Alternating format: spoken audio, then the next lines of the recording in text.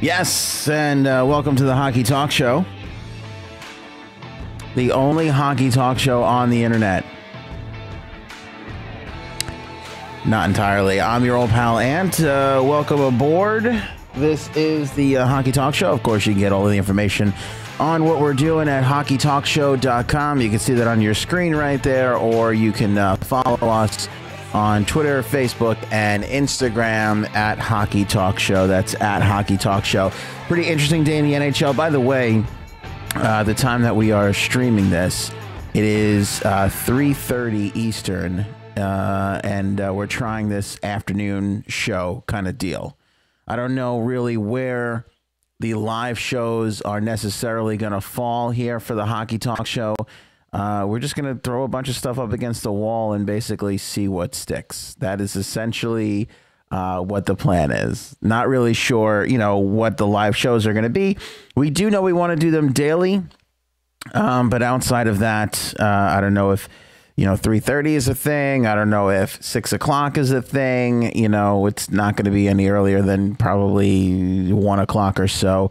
Because I do have another job as a morning show host at WEHM Radio, but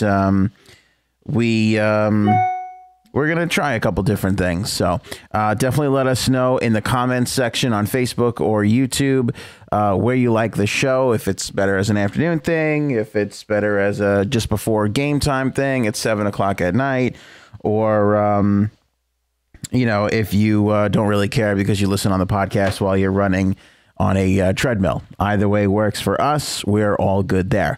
Couple things to talk about on today's episode that we're really going to be focusing on: the Rangers resurgence. This is a huge story.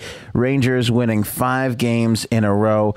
They're off to an incredible start, and we certainly do need to highlight them as they have basically taken themselves out of the basement and into serious contention where they belong. Now, if you follow along with the Hockey Talk Show, I said that the Rangers by no means were a lock for the playoffs. I didn't say that they weren't getting in. I said I don't believe they will. I don't think they're that great of a team. I think there's a lot of other teams that are better. I don't hate the Rangers as far as the team goes. I think Zibanejad is great. I've always given him credit. I said you got Alain Vigneault, and you have Henrik Lundqvist. And you can never count anybody out with those two elements. Mika Zibanejad's not a first-line player. He's a good second-line player. I said they have a soft middle. Those JT Millers, those Jimmy Vesey's, these Bushnevich, these guys, they're all essentially the same type of player. And, I like guys when you have guys in roles. Like, here's your third line center. This guy's a fourth line winger. This guy's a third line player, but he can probably score 15, 20 goals. When you have guys like that, it's a lot easier to assess a team. In the case of the New York Rangers, you don't have those defined element guys all throughout their lineup. So it's really hard to assess that team. And I don't really like when there's duplication on a team. I criticized the Islanders as of late because, they're talking about bringing Alan Quine in, and they got, Chimera, and they got Cizikas and Clutterbuck. And next thing you know, you got, you have 5 fourth line skaters on your roster. And then you're wondering why you can't score. Well, it's because you don't have dynamic forwards down in your bottom 6. That's the important part about all that stuff. You got to have defined roles.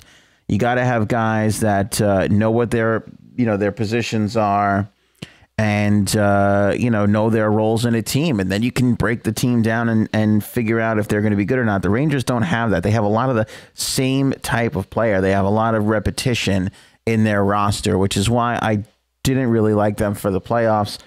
I don't know if they'll make it. I would err on the side of no, but I definitely think that they're going to be in the mix for the better part of the year. I just think that you have other teams coming out of the East that are built a little bit better, that certainly have depth. And that's the other issue with the Rangers. And I know I just said I'm going to start praising them, but you have a team here with the New York Rangers where when JT Miller goes down, or Jimmy Vesey, or Zuccarello, who comes up? Who do you have in the minors? Who is in Hartford that's knocking on the door? because last I heard, I don't hear any prize prospects sitting in the New York Rangers system right now. Now, the Rangers are just behind the Islanders in the wild card spot here. Ottawa's above them, Toronto and Tampa Bay above them in the Atlantic. And then in the Metro, you have Pittsburgh, New Jersey, and Columbus. All kidding aside, the playoff picture that you have right now, Pittsburgh, Jersey, Columbus. Let's get this on the screen so you guys can see what I'm looking at. Pittsburgh, New Jersey, Columbus, Tampa, Toronto, Ottawa, Isles and Rangers in the wild card spot. That, no kidding around, could actually be what your playoff picture looks like going into the end of the season here. You might not have much change there. Out of your top 6, I don't really know if you'd have much of an exchange there. I would say that looks like a pretty good playoff picture. Now, that's not to say that that's not going to change. Because certainly, if you look at everybody who's sitting outside looking in right now, Washington has the best chance of really being inside that mix. Philly has been quietly handling their business. Not a great team. But I like Nolan Patrick on the third line there and just quietly handling their business. Detroit is so well coached and so well put together each and every single year. Athanasiou's back in the fold there, but I don't know if really they can compete. Again, we're only 15 and 16 games in, but don't be surprised if 7 out of the 8 that are in the playoff picture right now, if 7 out of the 8 of these teams are in the playoffs come the end of the season. It's entirely possible. But anyway, just to continue our rundown on what we're going to be discussing on the Hockey Talk Show today, and that's the resurging Rangers, because they have won 5 in a row, and there's a lot behind that. Specifically, we're going to talk about the terrorist attack that took place in New York City and the link that it has to the New York Rangers victory. We have to talk about what might be considered one of the great lines in the history of the National Hockey League. And I'm wondering how long it's going to take the rest of the media pundits to start discussing the fact that right now we are seeing an unbelievable combination of 3 players. And essentially, if things continue the way they are, a bunch of things could be happening here. And we could be talking about one of the great line combinations ever. And, of course, we're going to talk about John Tortorella, because whenever he gets snotty in the media, I always tend to enjoy that greatly. 631-438-1768 is the number. If you're listening on podcast, sorry, don't call that right now. 438-1768 is that number. If you're watching on Facebook or YouTube and you want to chime into the show, feel free. It is an open phone line policy forever here on the Hockey Talk Show, as we are literally just growing this show out of nothingness. I keep saying this, but it's true. This was an idea on a cocktail napkin just a few months ago. Now we have a studio. Now we have an actual show. Like I said, we're fine tuning. Maybe it's in the afternoons. Maybe it's in the evenings. I'm not quite sure. But we're here, and it's super exciting to be a part of this. So if you want to chime in, you are more than welcome to, even if you want to talk something hockey that we're not talking about right now. Again, you are super more than welcome to on that phone number, 631. I was going to say toll free line. There's a toll with it, though. I think it's like 7 cents. Sorry, kids. 631-438-1768 is the number. And of course, on Twitter, Facebook, and Instagram at Hockey Talk Show, hockeytalkshow.com for links to our live streams and also the podcast, which you can hear on iTunes, Stitcher, Podbean, and the TuneIn radio app, which just happens to be one of the more fantastic apps that are out there. What else do we want to get into? It's just been a good season so far. It really has been a strong year. I have to say, and I don't know if it's because we started the Hockey Talk Show or what it is, but I've enjoyed this season so far immensely. I think we're starting to see these teams bunch up in the East and in the West, and we're going to be in a slugfest real soon, because we're 15, 16 games in right now. Has anybody played 17? Yeah, Toronto's played 17. So has Pittsburgh. The Rangers have played 17. we're getting close to that 20 game mark. When you get 30 games in, I mean, now you really have solidified yourself, and it becomes that run, that sprint to the playoffs. Of course, there's a mile marker in between there with the trade deadline, because you got to start making decisions on your teams. But, we've already had a lot of general managers and coaches come out as unhappy and talk about rooms needing to figure out what they're doing, and players coming out saying they're not getting it done, so on and so forth. We've had a whole bunch of that, but it's been exciting, all things considering. And of course, some of those dominoes are going to eventually start falling here as the season progresses. All right, so the number is 631-438-1768 right there on your screen. If you're seeing it, let's go over to John Tortorella. This is courtesy of the Columbus Blue Jackets Twitter account. Here is the post game from just a few nights ago. I believe this was after the Rangers game. After Columbus lost to the Rangers by a score of 5-3. This was the press conference that John Tortorella had.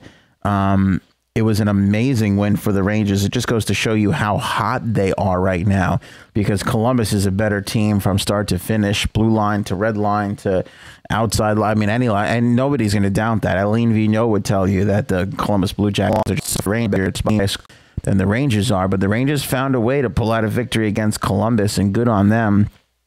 And John Tortorella, in classic John Tortorella style, delivered quite the address. Let's take a listen. A disciplined team for a while now. There's penalties in the third. Stupid. Yeah. We don't deserve to win. Yeah. Is the Dalby one particularly bad? It's a penalty. It's a penalty. You don't give them an opportunity to make a call at that point in time. Can we go back? I just love his demeanor. Stupid. It's stupid. We don't deserve to win. He's the greatest. He's the greatest in the game right now. Remember a couple of years ago in the National Hockey League, we used to have 4 or 5 of these guys that would just explode in press conferences. Now everybody is so centered and so serious. You can't get any excitement out of the coaches now. Tortorella's a rare one that's left over. We don't deserve to win. Yeah. We don't deserve to win. Yeah. Oh, we missed the stupid. Sorry, I got to get the stupid in there. I got to get that in there. Stupid. Yeah. We don't deserve to win. Yeah. Is the Dalby one particularly bad? It's a penalty. It's a penalty. You don't give them an opportunity to make a call at that point in time.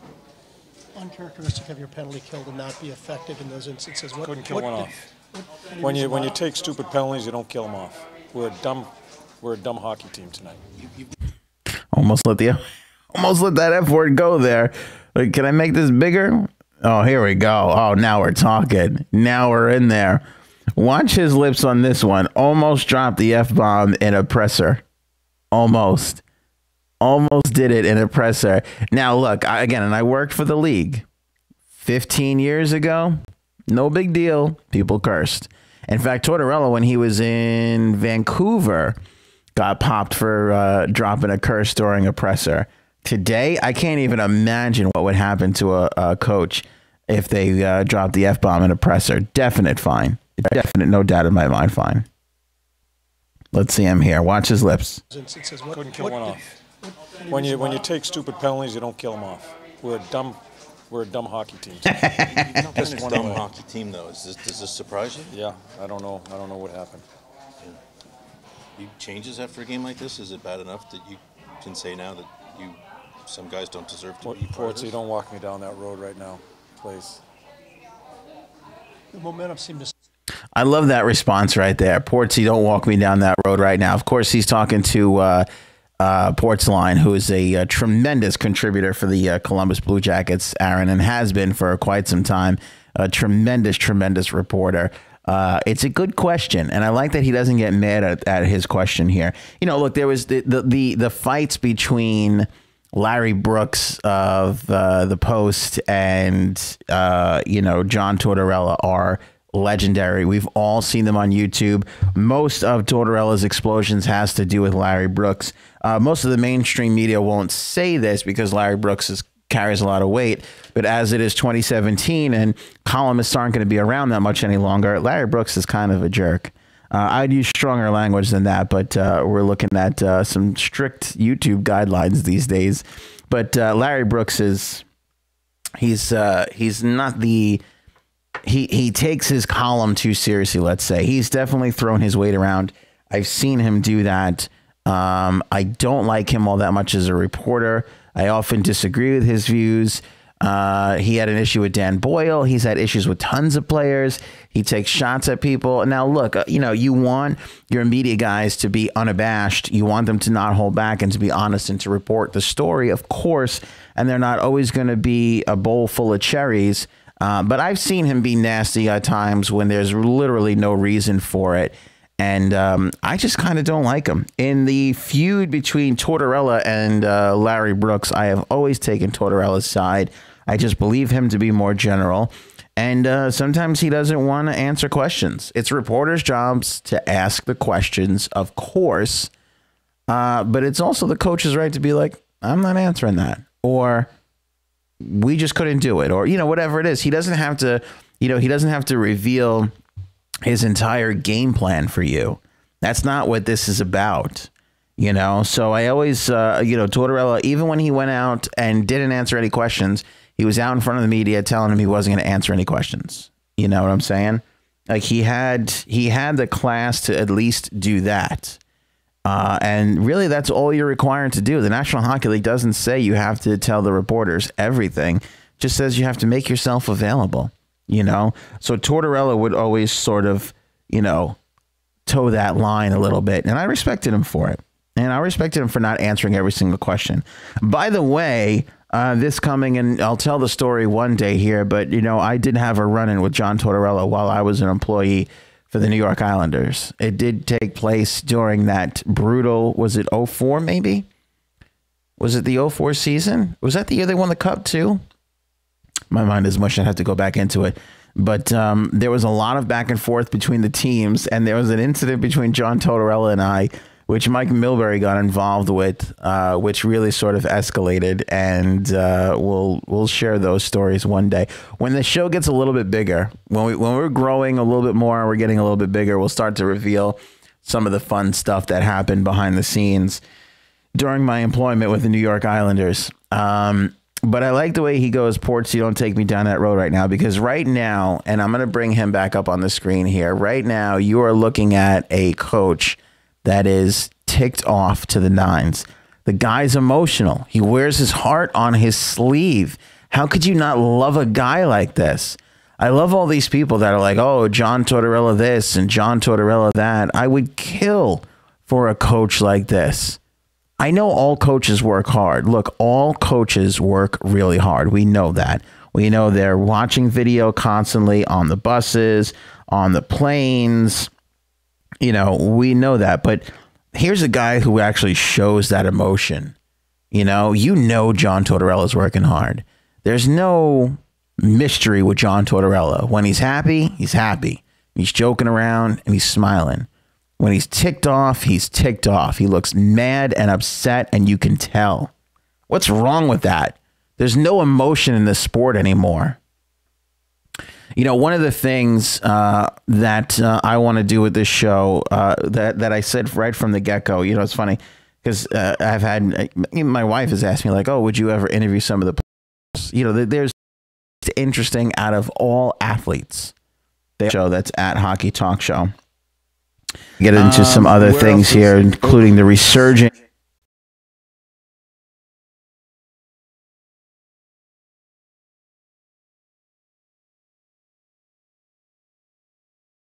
Social media right now. Of course, we're on Facebook and YouTube. You guys caught me watching I'm checking the feed to make sure that we're all cool. Where else do we want to go next? Oh, okay. Here's where I want to go next. Let's talk about the great lines of all time and the fact that we might be witnessing one right now as we speak. Take a look at the offensive leaders in the National Hockey League right now. Take a look. Who's up at the top?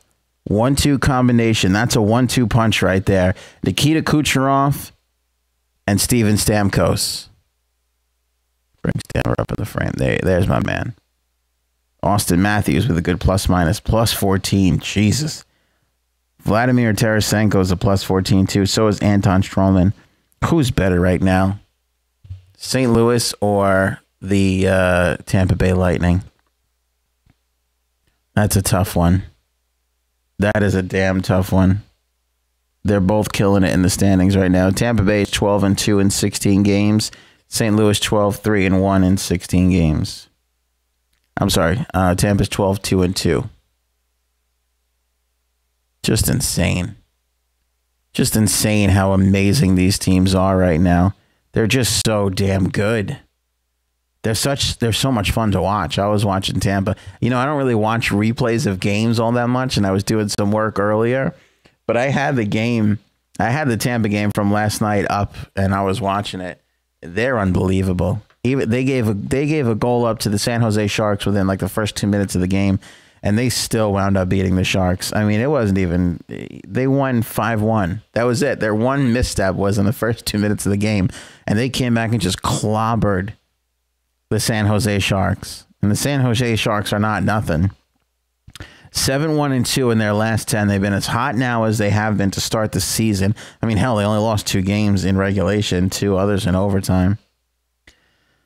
Their goal differential is an amazing plus 21.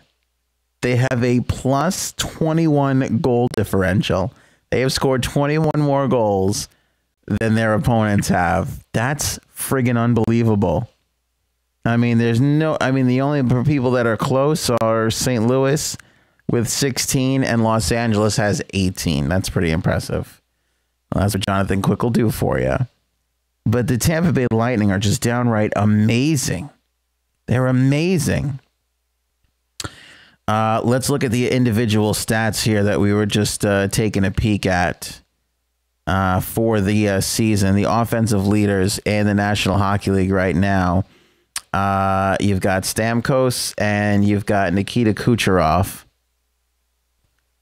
Stamkos leading with 28 points. He has 7 goals. Do the math. That's 21 assists. Nikita Kucherov has 15 goals. 15 goals. Dear Jesus.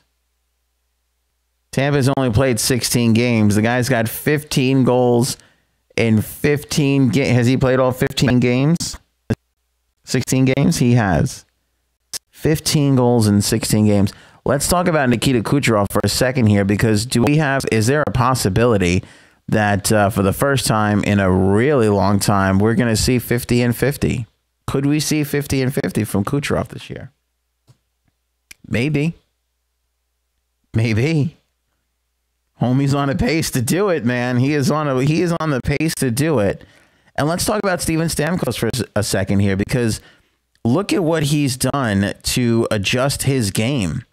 Stamkos is a sniper by all accounts. Guy knows how to score some goals. You know, the guy is a fierce goal scorer.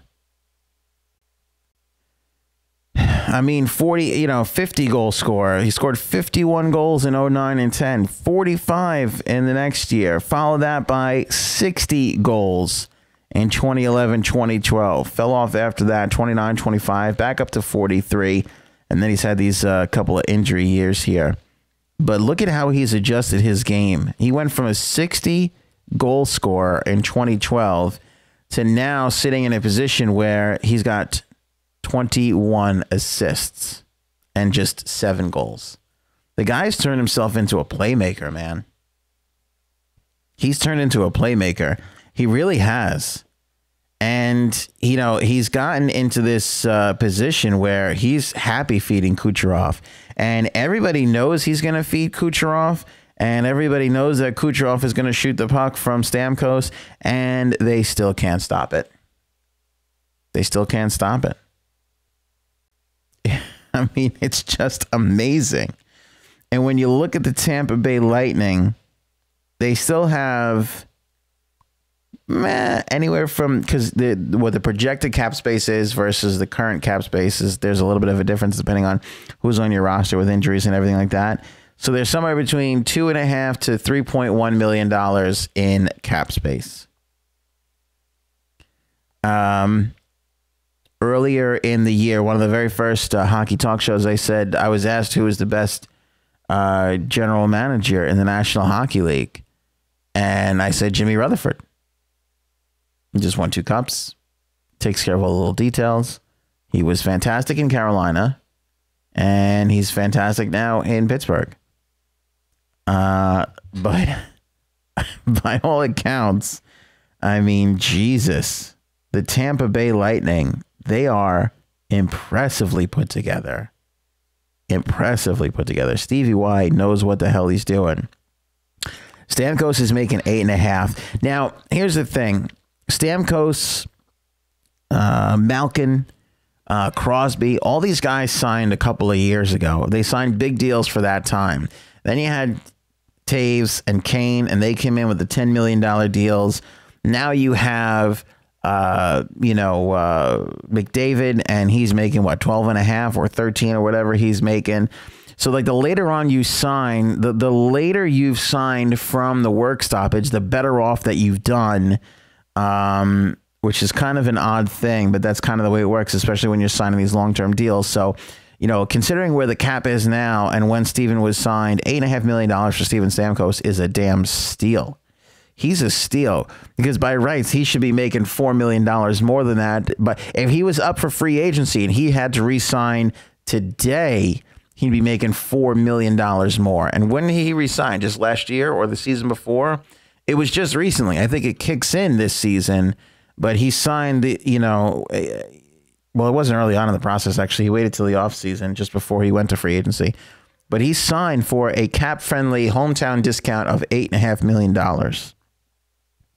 Ryan Callahan's making $5.8 million, which is far too much for a third-line player. But Ryan Callahan brings a lot more to the table than just what he does on the ice. Palat's at 5.3. Tyler Johnson's at $5 million. By the way, the rest of this team is playing so good. Tyler Johnson is the third-line center right now.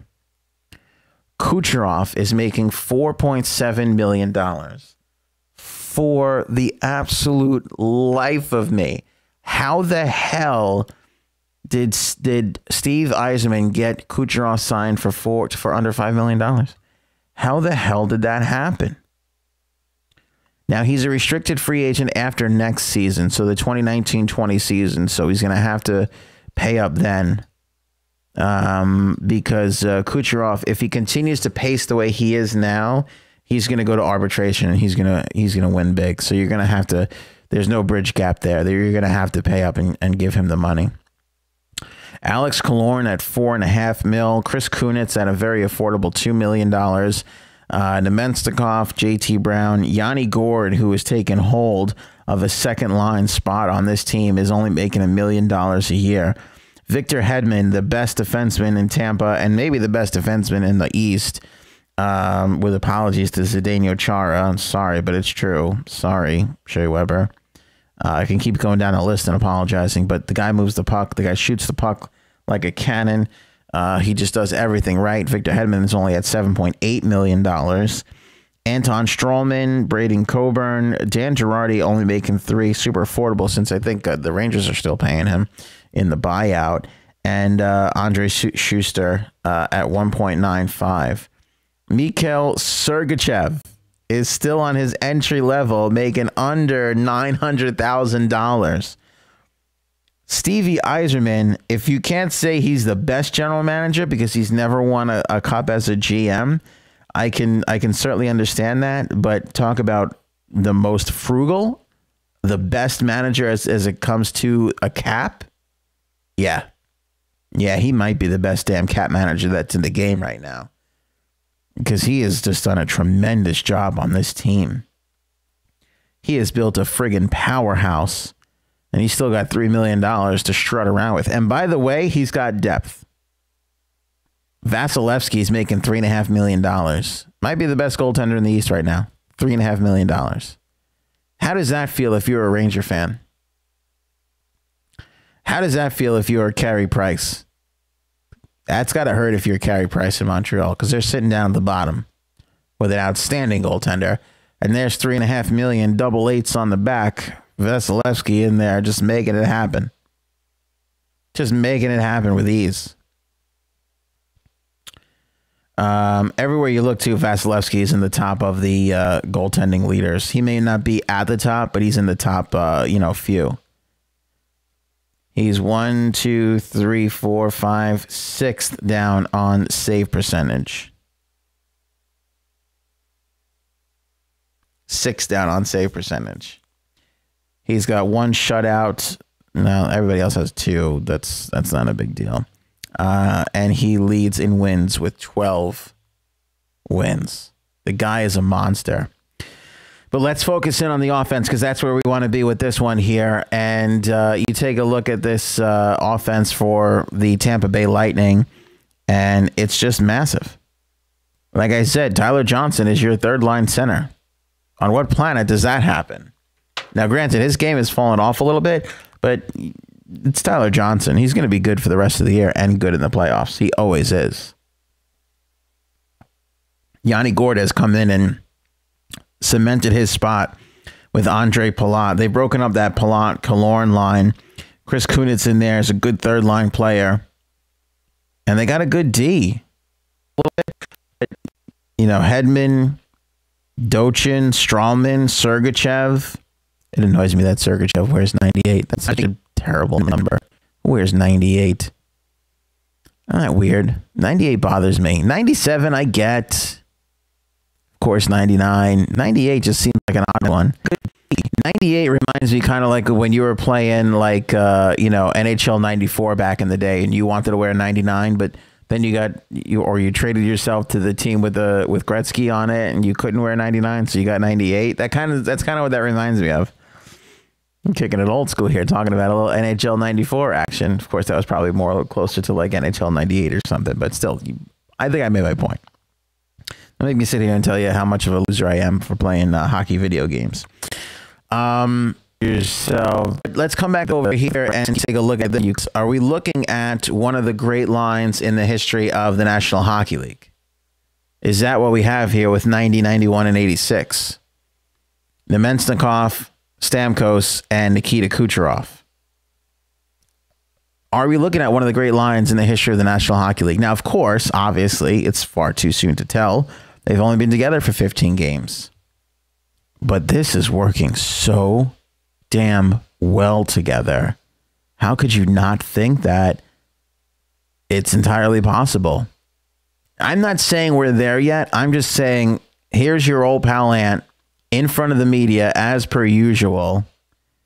How much longer until we get to a point where all the big hockey pundits are talking about, is this the greatest line ever? What are we, a week, 2 weeks away? Hopefully just a week. According to the hockey writers, the great lines in the history of the National Hockey League, ZZ Pops, Zach Parise, Travis Zajac, and Jamie Langenbruder, the 07 Devils. They played till about, what, 11? 10 together? They were all together. By the way, this is an old article, but we couldn't really find much about hockey lines. The old New York Rangers 1930 bread line. We won't even get into that. Most of us weren't born then. The Legion of Doom line. Lindros, LeClaire, and Renberg. That was a big boy line, man.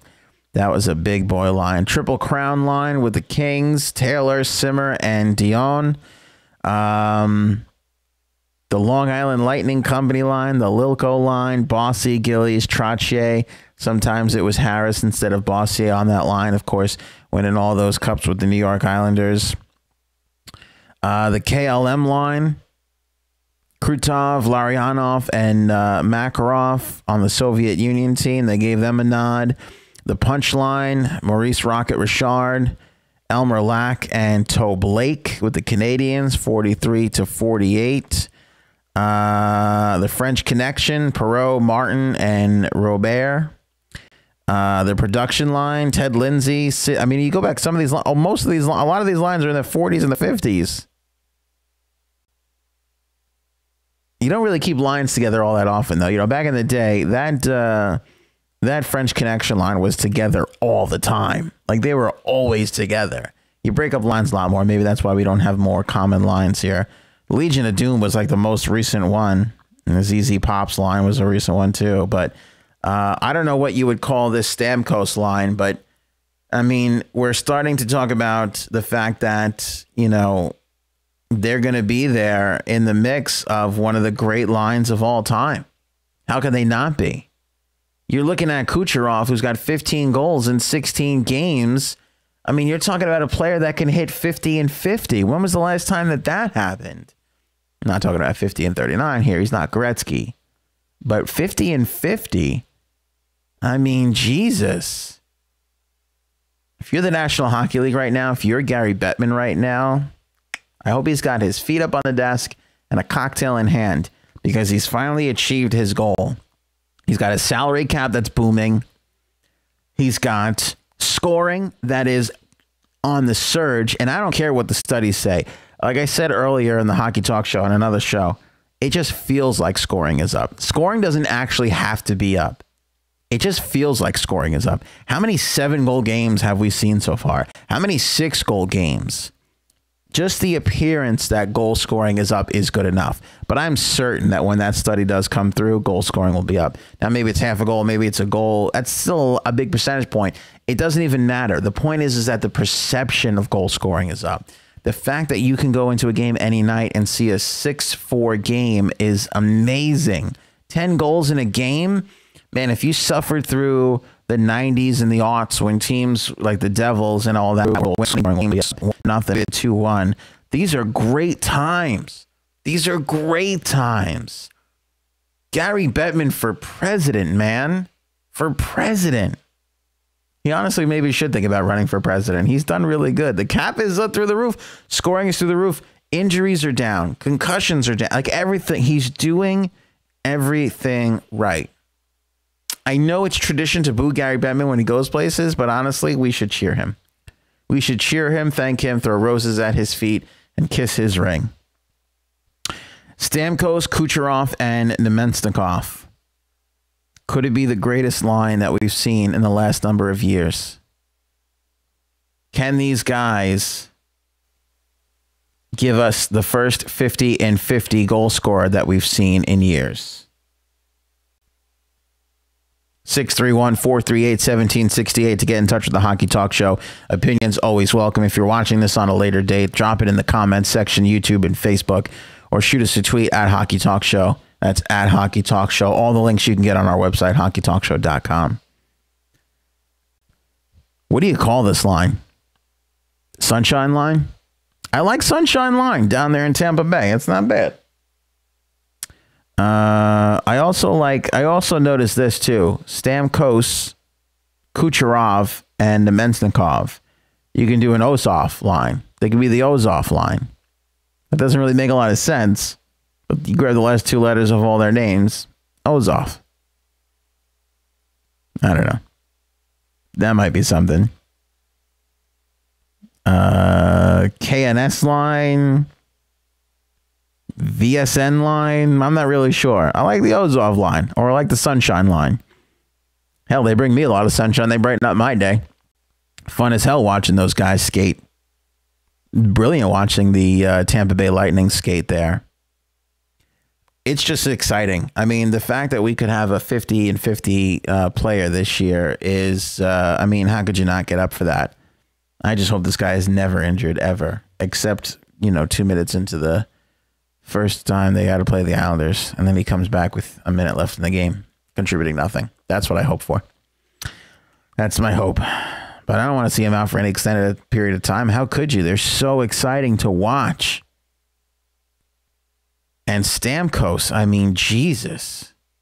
21 assists. So, I mean, it's not just Kucherov. Kucherov only got 15 goals. Stammer's, spreading the love around. He's making it happen. I'm wondering if we see 100 points out of him, too. I'm wondering if we can get 100 points out of Steven Stamkos. Hit 97 the year he scored 60 goals. Could this be a 100-goal year for him? A 100-point year for him? We'll have to wait and see. Finally, the resurging New York Islanders. New York Rangers, excuse me. Sorry. What is it about this team? What is it that put the Rangers back on the map? Well, the New York Post thinks they have an idea, and they might not be wrong. They might not be. Well, obviously, it's Henrik Lundqvist. But what about Henrik Lundqvist? How about that shiny brand new mask? Henrik Lundqvist undefeated with his new mask. Let me see. This by Brett Sergelis. I don't know how to say your name, Brett. Here's my suggestion for you, Brett. Get a better friggin' last name. You want me to pronounce it right. You know what my name is? Anthony. You want to know why? My last name is damn near impossible to pronounce. And I gave everybody the courtesy of just calling me by my first name. You should try that out. Egotistical. Anyway. I don't know why I'm coming down on Brett Ford. Poor fella. Wrote a good article. Henrik Lundqvist debuted his new mask, shiny silver caged mask, on Halloween. What turned out to be a game where the Rangers goalie backstopped his team to victory over the Golden Knights. That was a big game for the Rangers. They came back in that game. It was huge for them. Huge. When the non-coincidence was brought up to him Wednesday morning, so yesterday morning, Lundqvist looked up and smiled. It was time for a change, he said. Lundqvist says he normally goes through about 3 or 4 masks a season. This way he can auction them off for charity. His previous mask had a navy blue cage on the outside, but the inside of the pipes were painted white for better vision. This cage is all silver, and Lundqvist had the inside of the pipes sanded down so that there was less glare.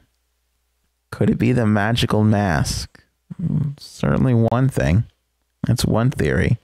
I believe in superstition as far as hockey goes. By the way, and again, I used to work for the National Hockey League. I saw every single team come through the locker room when I was with the New York Islanders. Okay, I've seen these guys. These are the most superstitious people.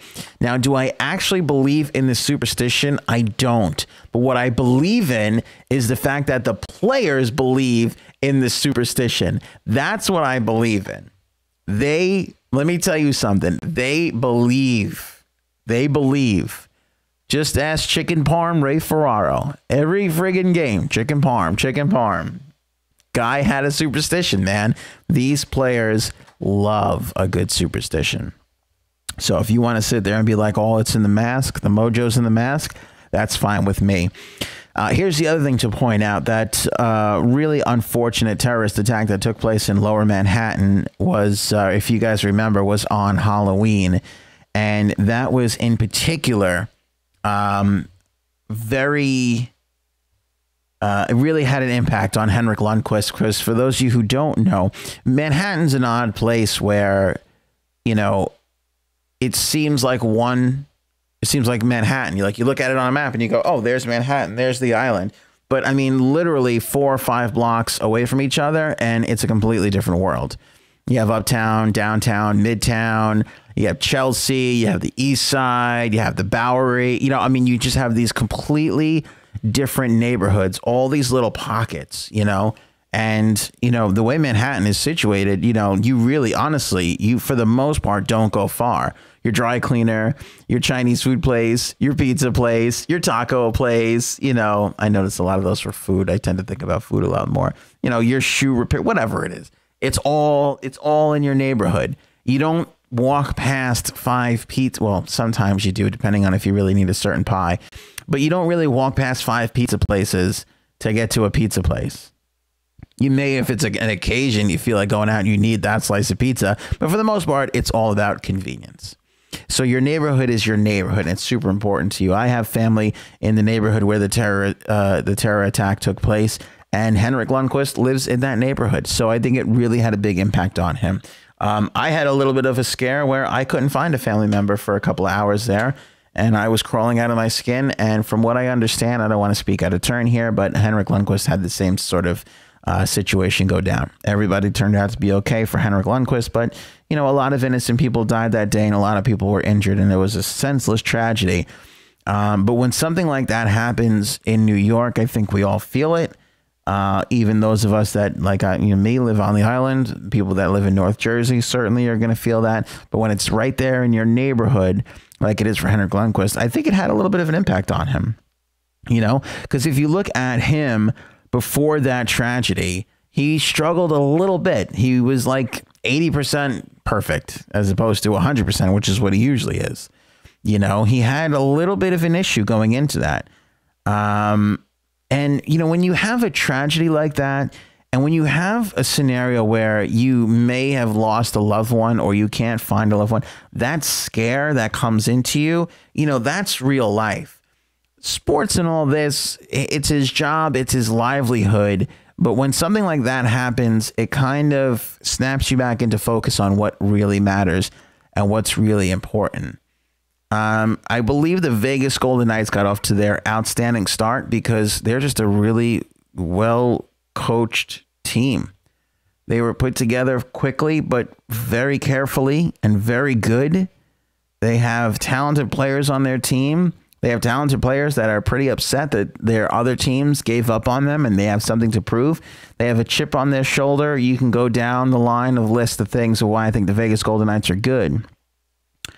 But down on that list, I also believe there's a spot there where, you know, they turned around as all new members of that community except for Derek Engeland. And they found themselves in a scenario where a lot of people were hurting and a lot of people were sad. And the one God-given talent they have besides wrist shots and glove saves is entertaining people. I mean, people like to come, pay money, sit in a seat and watch their talents. And if there's anything that they can do to make somebody happy, they're going to do it. Showing up at hospitals, visiting first responders, victims' families. You know, that's the gift that they were given. They weren't given the gift of dunking a basketball. They weren't given the gift of being able to, you know, do brain surgery. You know, people are given different gifts. Mine, unfortunately, is this. I wish it was a better one. But I'm happy that I have this. I'm happy that I have the gift of gab. The hockey players have a gift of entertaining people. Entertaining people equals making people happy. You know, giving people a distraction. A lot of people like to say now. That's what hockey is. So I think that they took that, the Vegas Golden Knights, and said, okay, this is going to be our job. We know what our role is in this scenario. Our role is to go out and do what we do and try and bring people into that and make them happy, make them forget about all that other stuff. You know, these horrific things, they center you again. You know, they kind of make you think again. And that's certainly the, you know, Henrik may never say it. Nobody may ever point it out, really, but I'm saying it and I'm pointing it out. You look at something like that and you say to yourself, Jesus, I'm worried about stopping a little black rubber puck from going in the net. What am I, you know, here's what's important, my family and this and blah, blah, blah. Kind of puts things in perspective. And then next thing you know, you're not even thinking about the game as much as you were. And that's when you start playing better. Rangers haven't lost a game since Halloween when they guard that first one against Vegas. So is it his mask? Is it him sort of putting things in perspective with the terrorist attack that happened right near where he lives? Who really knows? Is it that Vino finally got through the team? Is it that the offense was sick and tired of hearing how bad they were? You know, it could be a plethora of things. But whatever it is, it's working right now for the New York Rangers, and they got to really hop on board and take advantage of it. Although I will say, I do like the mask. The mask is kind of nice. I'm not going to lie to you. It's definitely an improvement. That blue cage, not as nice looking as the all silver cage. I do like the all silver cage. Let me see here if I could, oh, whoops. I'm going to bring you back in on Henrik Lundqvist and his beautiful little silver man. Look at this eye of the tiger. Look at him. Jesus, look at this. Let me get that up for you on the big screen here on the Hockey Talk Show. Look at that guy. Look at the anger. Look at the rage and the concentration on the face of Henrik Lundqvist. Tell me you're not excited about that. Got a little bit of the purple going on his glove over here for the Hockey Fights Cancer Month. You know, he's sporting these new pads with Lady Liberty on all of them. He's got Lady Liberty on the blocker, on the catcher, on both his pads. Her sort of face split 50-50 down the middle. Big silver cage right there. And just Lundqvist face right there.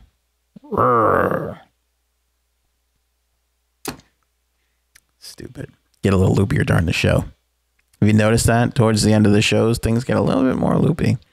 What did we do here? Close to an hour? Just about, almost. I did 4 hours at my other gig today. Old pal Lance working overtime. Let me know if you are watching this later on the podcast or whatever. Shoot us a message on Twitter, Instagram, Facebook at Hockey Talk Show. Do you like the 3:30 show in the middle of the day? Kind of fits in between Hockey Central and NHL Now or Live or whatever they're doing on the NHL Network at 4 o'clock. Maybe we're the little go-between there. I don't know. Maybe we move it back to a 6 o'clock time just before puck drop. We got to see what works. We can be flexible about it now. What I like is the flexibility, so I think in the off season, this flexibility is going to come in handy because a lot of times everybody goes away after July 1st. They do July 1st and then everybody goes on vacation and then news is breaking and you got nowhere to go and talk about it. Now we have this. Now we have each other. And that's sweet. 631-438-1768 is the number. Keep it in handy. And follow us on Facebook and YouTube. I keep saying this, but it's super important. We tried scheduling the show today to give everybody a little bit more of a heads up, and we're going to keep trying that and see if that works. Like I said, we're going to be trying a whole bunch of stuff to see if it works. But if you're a podcast listener, thank you. But if you want to watch the show and call the show and interact with the show, which is the advantage that this show has over most of the other great hockey shows on the internet right now, make sure you're following us on Facebook, but not that you're just liking our page, but that you're actually hitting that follow button. Let me see if I can get onto this and show you guys what I'm talking about. Go to the Facebook page or the YouTube page to see this right here. There's the Hockey Talk Show. You get right in here under follow when you go to our page, and you got to hit see first. And under notifications, you got to hit all. Give me all the notifications. You want to make sure you're getting all that information there. Same thing as far as it goes on the YouTubes. On YouTube, don't just subscribe to the channel. You also want to hit that little bell to get the notifications. They'll shoot you an email, or on your smartphone, you'll get one of the little notifications coming up on your smartphone there. And you see right there, that's how you know that we're going to go live. In the case of our scheduling it, it'll remind you like 3 minutes ahead of time so that you guys can tune in. So that's just kind of some of the fun stuff that we're able to do here that, TSN and ESPN and, the NHL Network can't really do. And you can't really watch TSN on your phone, which you can do with the Hockey Talk Show. So that's fun. At least if you're in the States, you can. All right. That's going to be it for us. Exciting bunch of games on the docket for tonight. It's a good Thursday night in the National Hockey League. Got a lot of action. Edmonton and New Jersey, Chicago and Philly, Minnesota and Montreal. Minnesota, Montreal, I think will be a good one. There are two teams that are just struggling, trying to figure out their way. Devin Dubnyk didn't have the game he wanted against Toronto. Let's see if he can rebound. I don't know if Stalock comes back. We'll have to find that out and see. With his wife was going into labor. This is why he missed his last scheduled start. Arizona and St. Louis should be a good one to watch. You have one of the best teams in the league taking on one of the most terrible teams in the league. Detroit, Calgary, Vancouver, and Anaheim, Tampa, and the Kings. It is a full slate in the National Hockey League tonight, and then a whole bunch of other great games in the National Hockey League tomorrow night. Of course, we'll have a new topic for you on the Hockey Talk Show tomorrow. Not sure what time we'll be on tomorrow. Might be another 3:30 one. We'll try this 3:30 one again. We'll wait and see. Maybe it'll be 4:30. We'll put it out. We'll schedule it for sure tomorrow morning so everybody can see. Again, make sure you're following on Facebook and YouTube, Twitter, Instagram, and everywhere else. If you're on the podcast, rate and review us, please. That's how you get upped in the rankings, which is super important for us. It has been a pleasure talking some hockey with you today. I will see you